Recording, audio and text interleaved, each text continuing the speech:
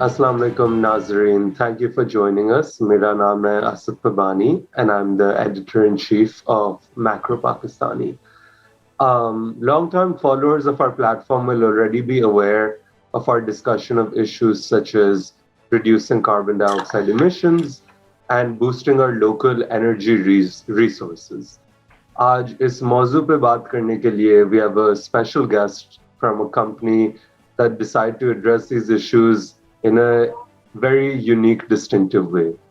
So to learn more from their experiences, I'm very happy to welcome Mr. Shahab Qader, CEO of Engro Powergen Qadirpur Limited. Mr. Qader, thank you so much for joining us today. Thank you for inviting me. So to get straight into it, can you talk us through what's so different about the Engro power plant in Qadirpur and kind of how the idea for it came about in the first place? Okay. Engro has a pioneering spirit, and we rely on our engineering excellence to carve out difficult solutions. Difficult solutions in a manner that we don't want to burden the resources which are already scarce. So we go for the resources which normally don't have any opportunity or any other alternate use. You can see in Anglo Powergen Qadirpur, or you can see in our coal mining project, we have relied on the resource which was not being used. And this journey started in Engro Powergen Qadirpur. Engro Powergen Qadirpur has a unique value prop. It is located on the field of Qadirpur gas fields, roughly 500 kilometers from Karachi. And on this gas field, they have two streams. One is that they process the gas, and the processed gas goes to the grid. And the permeate gas, which is a waste gas byproduct of the process at the Qadirpur gas fields, is wasted, is flared. And this process was happening since 1995 when Qadirpur gas field was discovered, put into use. This flare was going on. And apparently, fortunately, incidentally, this field was on the way of our travel between Daharki to Sakhar. In Daharki, we have our fertilizer complex, and we used to travel to Sakhar for taking our flights back home. And there was a curiosity. There was a curiosity why there was a flare when we have a scarcity of resources. And when we investigated that this gas is high in sulfur and cannot be put into a safe use, that's why they are flaring it. And that gave us an impetus to do something about it. And our leaders back in 2005 come up with a solution that we can use this gas to put up a power plant there. And this gas was allocated to us. This gas was, a feasibility was done along with government of Pakistan. And we come up with a project of 217 megawatt gas-fired power plant. This project was started in 2010.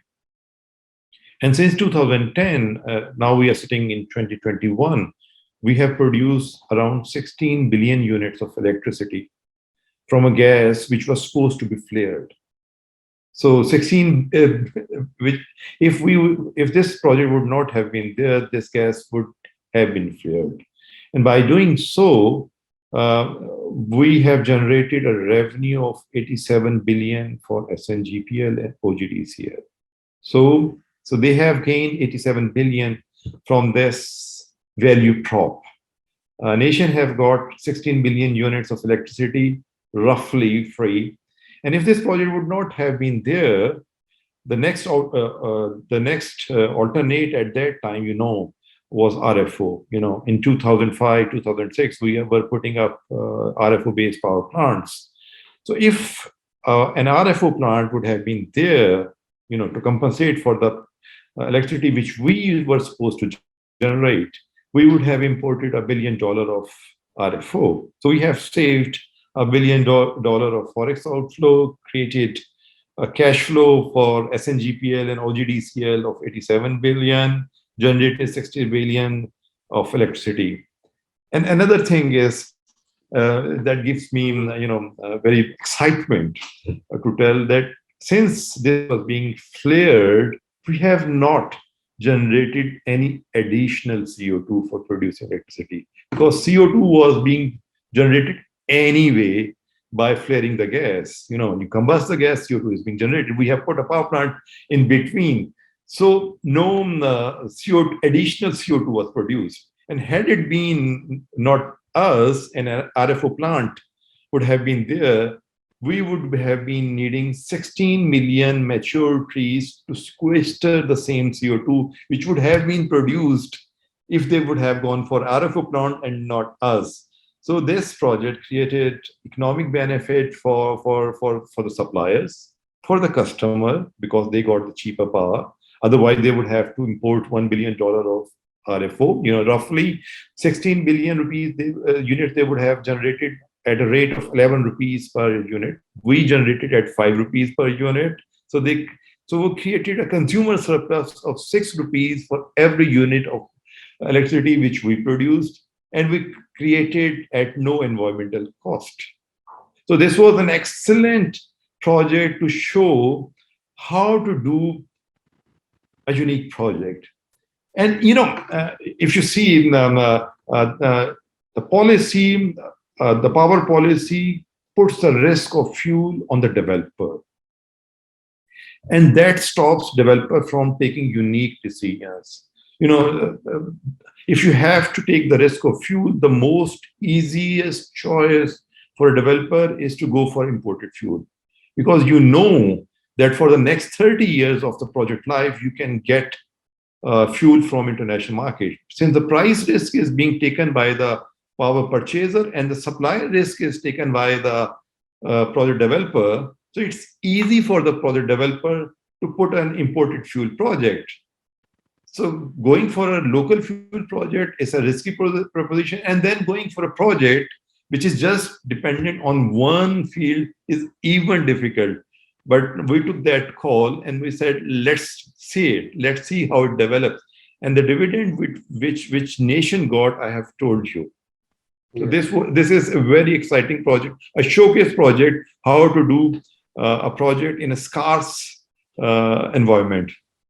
Ji, bilkul. And was this idea for this power plant based on any other similar development internationally, or was this just a local feasibility study and your company saw that this was an opportunity that they could make it work?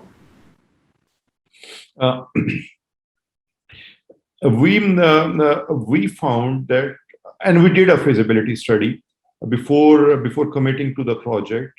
We found technology solutions with various technology providers like GE, like Siemens, and then we developed the project. So technology side was covered by various technology providers, and there was the feasibility which was done. But the major risk which company took was on the supply of the permeate gas for the next 30 years, because we were told that this permeate gas would be available for only 5 years. And from 2015, Qadirpur gas field would start depleting, and with it, permeate gas would start depleting. And in 2017, the permeate gas supply would be finished, and we have to find an alternate fuel. Fortunately, the Qadirpur gas field performed better than the projections, and even today we are getting 50% of permeate gas. Right. And I think that was essentially going to be the next question that I was going to lead to. Ki gas fields mein jo gas hoti hai, it doesn't stay forever. So as you see this output declining from Qadirpur gas field in the future, how does the power plant plan on continuing operations while also trying to maintain an eco-friendly outlook? Right.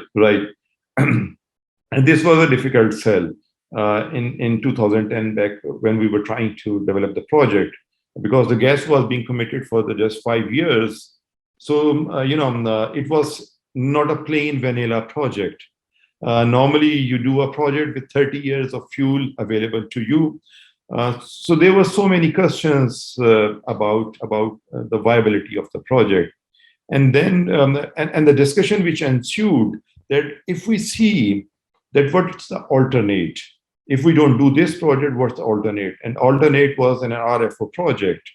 So instead of RFO project, we propose that you get an opportunity of, okay, they are committing 5 years, okay, 5 years of local gas, and after that, 20 years of imported fuel. It's still better than 25 years on imported fuel.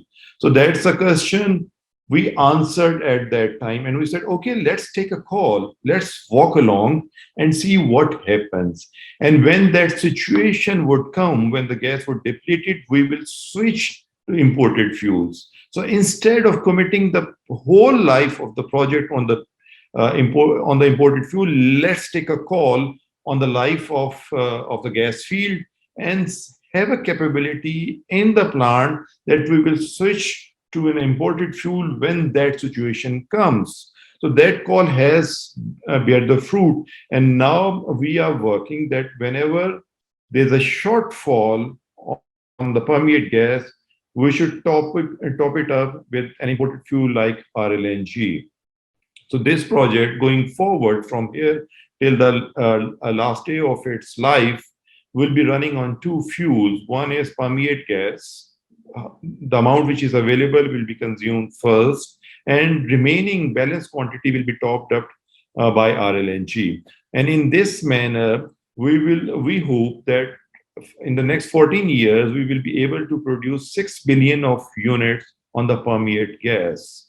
So if you compare, when we did the feasibility, we contemplated that we will generate 10 billion units on permeate gas. That was the commitment. And the remaining will come from the alternate fuel. And remaining was 33 billion units in the total project life. What now we see that we have already produced 16 billion units on permeate gas instead of 10 billion units, which was planned.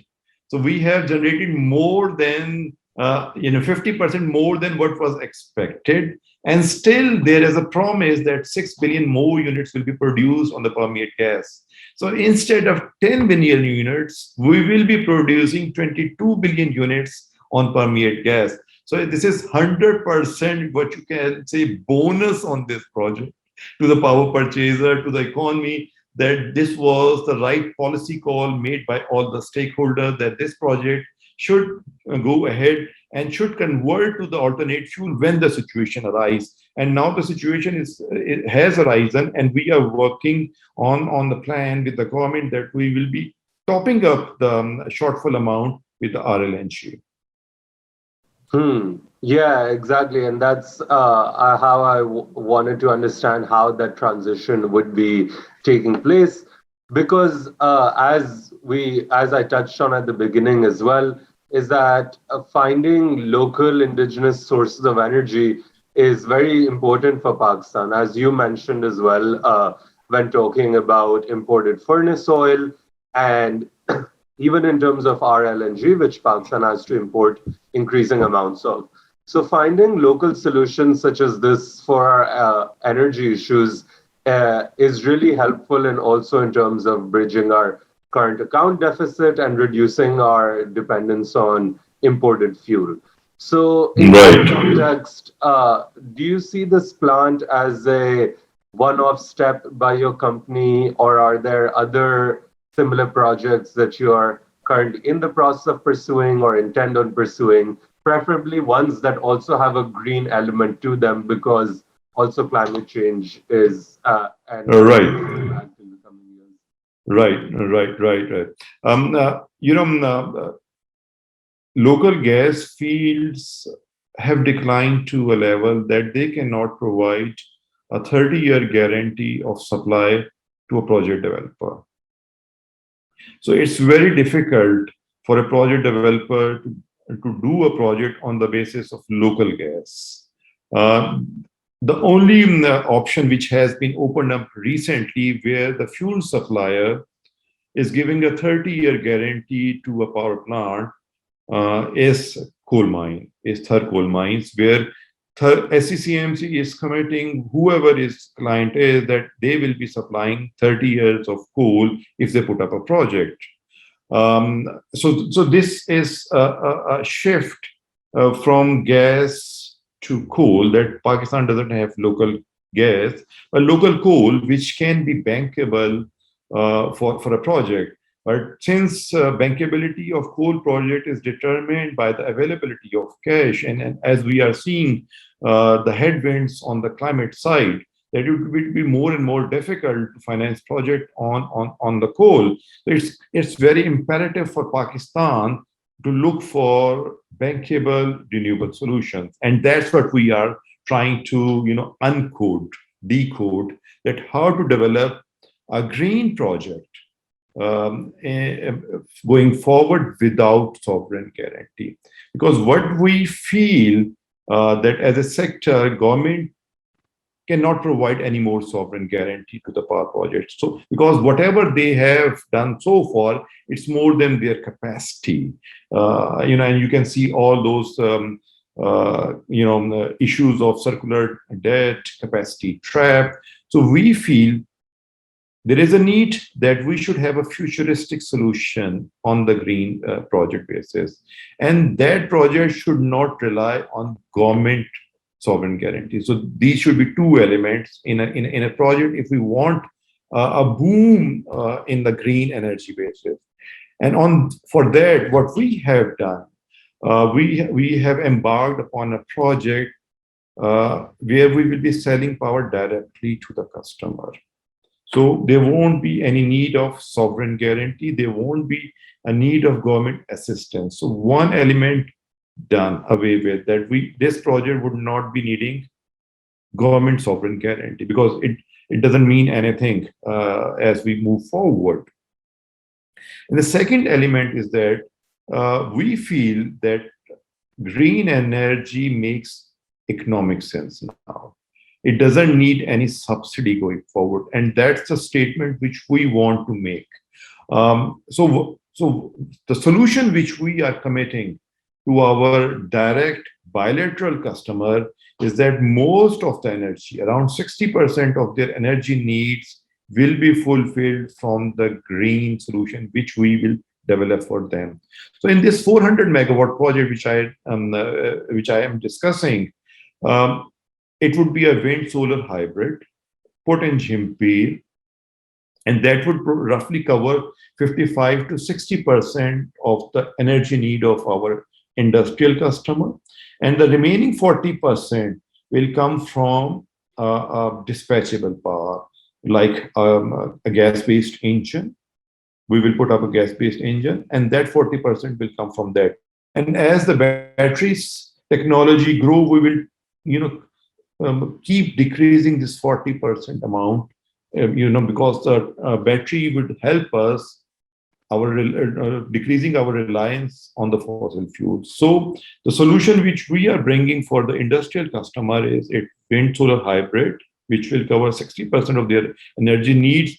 40% would be initially met by gas-based engines, and as the battery technology improves, we will keep transferring that 40% load, that 40% energy needs to the batteries. And that's the transition path which we are looking for the Pakistan. And if that solution is successful, we see that the same can be replicated at a much larger scale.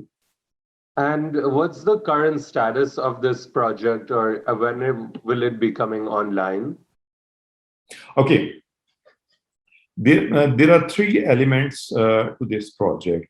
One, market has to be developed. Right now, this market is based on monopolies of distribution companies, which means that in their areas, no other supplier can serve the customer. So one development has to be done on the market side. What we see that in 2018, there was an amendment to NEPRA Act was passed by the parliament, and that has done away with the monopolies of distribution companies. Now, when the licenses will expire, the exclusivity of the distribution companies will expire as well. And most of the distribution companies' licenses are expiring by 2023. So market is being developed for a non-monopolistic supply or for a competitive supply going forward from 2023. That's one take. Second take is you need to find the customers who are willing to buy power from you. So we have a portfolio of customers who are excited on this opportunity because many customers, especially the industrial customer, as you know, feel that high energy cost and unreliable energy supply is impeding the development of their businesses and in turn impeding the economy of Pakistan. So they feel this is something to try. So we are working with multiple industrial customers, especially in the south coastal belt, who are willing to work with us. And then we need to deliver molecule. That's a third part. To deliver molecule, we need to put up a project. And we have recently signed an MOU with government of Sindh, where as host government of Sindh will provide us land in the solar and wind area, which is Jhimpi. So they will give us as the host government access to the resource, wind resource and the solar resource by allocating land. And then we are working with their subsidiary STDC to transmit our power to our customers. So government of Sindh will be asking its arm of Sindh Transmission and Development Company to transmit our power to the customers. And all this has to converge in 2024. We are planning to send first molecule, first electron in 2024 of a green energy, which will be sent in a bilateral mode without support of sovereign guarantee to take the project risk. Instead, it will be relying on a corporate PPA between industrial customers and industrial supplier. So these are the developments, and first molecule, first electron will be transferred in inshallah 2024 when the market will be open. Right. Thank you so much for sharing those insights with us, Mr. Qadir. And I wish you all the best for the development of these renewable energy projects in the coming years. And also thanks for sharing the insights regarding this permeate gas project. And we're hoping to see other innovative projects like this in the coming years. Thanks again. Thank you. Take care. Allah Hafiz. Take care. Love.